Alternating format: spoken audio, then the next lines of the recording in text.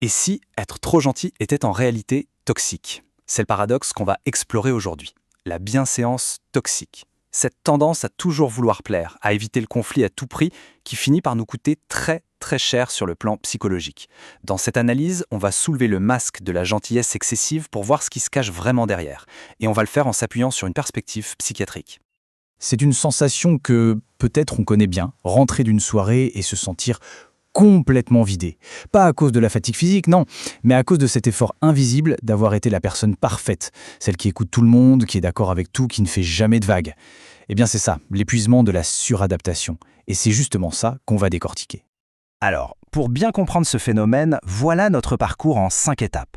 D'abord, on va identifier ce qu'est le piège de la gentillesse. Ensuite, on plongera dans la psychologie qui se cache derrière. Puis, on verra comment reconnaître cette dynamique au quotidien. Une fois le diagnostic posé, on passera aux solutions, des stratégies pour se protéger. Et pour finir, on verra comment retrouver le chemin de sa propre singularité, de son authenticité. Allez, on commence par le début. Qu'est-ce que c'est au juste ce fameux piège de la gentillesse ?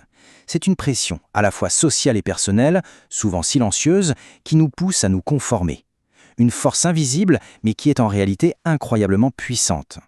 Au cœur de ce piège, il y a ce qu'on appelle la bienséance toxique. L'analyse psychiatrique, elle, la définit comme une suradaptation relationnelle.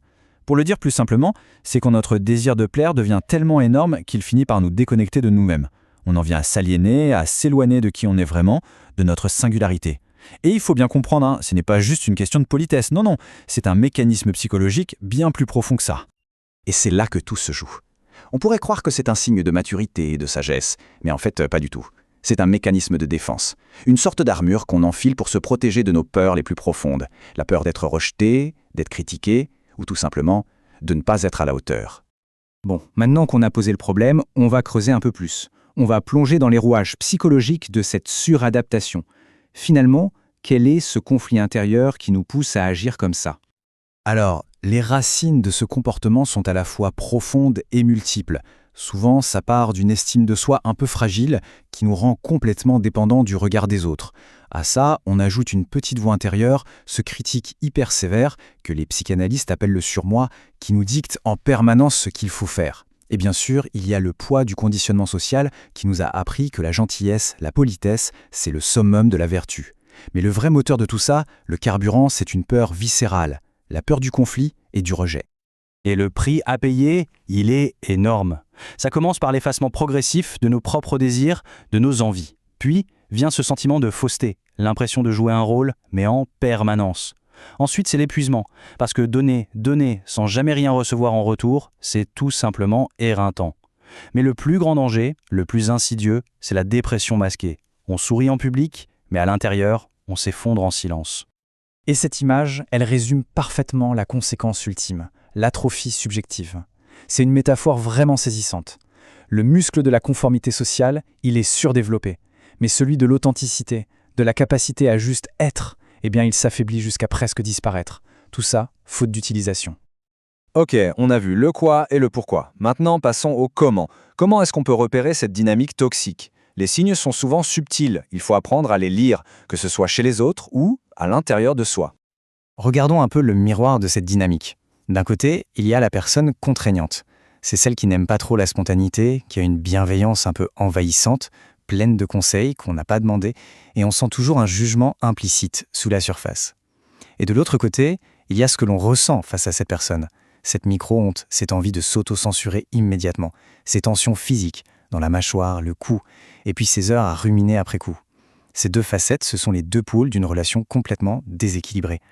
Bon, après le diagnostic, il est temps de passer à l'action. Comment on sort de ce piège? On va voir ensemble des stratégies concrètes pour poser des limites saines et enfin se réapproprier son espace mental. Et la première étape, ça peut paraître contre-intuitif, mais elle ne se passe pas à l'extérieur, elle se passe à l'intérieur. Avant même de dire non aux autres, il faut apprendre à se dire oui à soi-même. Il s'agit vraiment de reconstruire cette frontière entre ce que les autres attendent et ce que nous, on désire vraiment. C'est un vrai travail de fondation, de consolidation de sa propre identité pour pouvoir ensuite interagir avec le monde depuis une position de force. Alors voilà une approche en 3 temps. On commence par ce qu'on appelle la neutralité active. L'idée, c'est de réduire sa réactivité émotionnelle et d'abandonner ce besoin constant de se justifier. Une fois qu'on a trouvé ce calme intérieur, on peut passer à l'étape 2, poser des limites explicites. Ça veut dire affirmer ses préférences, calmement, sans aucune agressivité. Un simple « je préfère faire comme ça » peut tout changer. Et si ça ne marche toujours pas, la troisième étape, c'est la distance fonctionnelle. On ne coupe pas les ponts forcément, mais on réduit intelligemment la fréquence des interactions qui nous pompent toute notre énergie. Enfin, on va aborder la solution la plus durable, le véritable antidote à tout ça. Retrouver sa propre singularité. Parce que c'est là que réside notre plus grande force. Contrairement à ce qu'on pourrait croire, affirmer qui on est, ça n'a rien d'égoïste. C'est même un pilier de la santé mentale. La recherche le montre bien. Être authentique, ça permet de mieux réguler ses émotions, ça réduit les risques de dépression et ça aide à construire des relations bien plus solides, plus saines. C'est un véritable investissement sur soi. S'il y a une seule idée à retenir, c'est vraiment celle-ci, qui vient de l'analyse à l'origine de cet éclairage. On ne doit la conformité à personne. C'est un choix pour préserver ce qui fonde l'intégrité du sujet. Prenons un instant pour y penser. Notre authenticité, ce n'est pas une option, ce n'est pas négociable, c'est le cœur même de notre intégrité psychique.